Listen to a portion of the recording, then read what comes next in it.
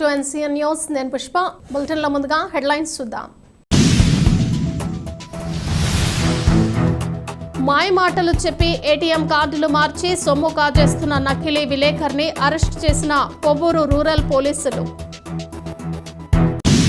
ATM కార్డులు మార్చి సొమ్ములు కాజేస్తున్న కేసులో నిడదవోలు పట్టణం రాయిపేటకు చెందిన నిచ్చెనకోళ్ల శివరామకృష్ణ అనే వ్యక్తిని అరెస్టు చేసినట్లు Kovvur rural SI K Srihari Rao తెలిపారు.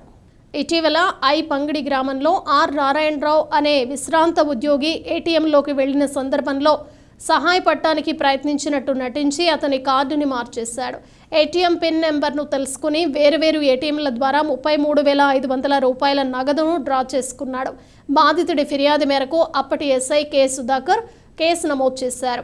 ఈ కేసులో నిందితుడైన శివరామకృష్ణ వృద్ధులను అమాయకులను లక్ష్యంగా చేసుకుని మోసాలకు పాల్పడుతూ సొమ్ము కాచేస్తున్నట్లు విచారణలో తేలింది.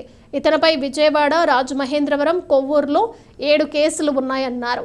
ఏటీఎం కార్డులు, ఒక మోటార్ సైకిల్ను సీజ్ చేశామన్నారు. అలాగే విజేత, నేటి వార్త మొదలగు 12 టీవీ పత్రికా సంస్థల పేరుతో ఉన్న ఐడెంటిటీ కార్డులను అతని వద్ద నుండి స్వాధీనం చేసుకున్నట్లు ఎస్ఐ తెలిపారు.